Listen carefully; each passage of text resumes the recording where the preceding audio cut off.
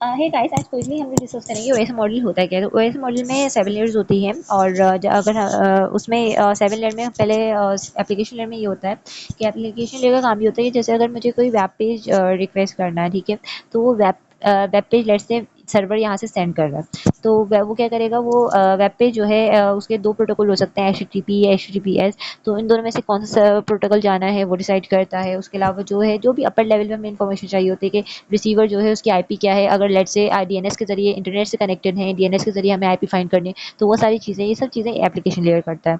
उसके बाद आती है प्रेजेंटेशन लेयर। प्रेजेंटेशन लेयर ये करता है कि जो भी डाटा होता है उसको बाइनरी लैंग्वेज में कन्वर्ट करता है, उसको डाटा को कंप्रेस करता है। That compression can be lossy और लॉसलेस।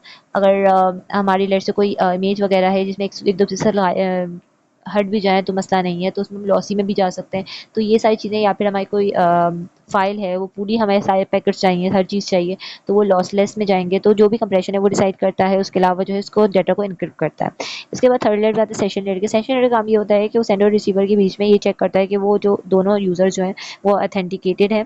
उसके बाद ऑथेंटिकेशन के बाद उनकी अथॉरिटी चेक करते हैं, जैसे अगर जो यूज़र ने रिक्वेस्ट करी सर्वर से वो सही है, अगर वो सही नहीं है तो ऑब्वियसली फिर वो उसको उस सेशन को अलाउ नहीं करता। और उसके अलावा जो है थर्ड पे वो ये देखता है कि जो है सेशन को मैनेज करता है। जैसे अगर दो टैब्स खुली हुई हैं, एक टैब में मैंने वीडियो खोली हुई है और एक टैब में मैंने वेब पेज खोला है, तो वेब पेज का जो पैकेट्स है वो वेब पेज में जाए, वीडियो के पैकेट वीडियो में जाए, ये सारी चीज़ें भी सेशन हैंडल करता है। उसके बाद आती है ट्रांसपोर्टेशन लेयर की। ट्रांसपोर्टेशन लेयर हमारे डाटा को पहले, सबसे पहले सेगमेंट करता है, टुकड़ों में तोड़ता है। उसके बाद जो है उन सब के साथ जो है ना नंबरिंग वगैरह लगाना, पोर्ट नंबर लगाना, ये सब वो काम करता है। उसके अलावा जो है वो डाटा के फ्लो को कंट्रोल करता है कि अगर लेट्स से जो सेंडर है उसकी अगर रिसीविंग जो पावर है वो 10 Mbps है, तो उसी स्पीड के हिसाब से उसको भेजे, और अगर ज़्यादा स्पीड से भेजे तो वो रिक्वेस्ट बैक करता है और फिर वो उसके स्पीड के हिसाब से डाटा का फ्लो रखता है।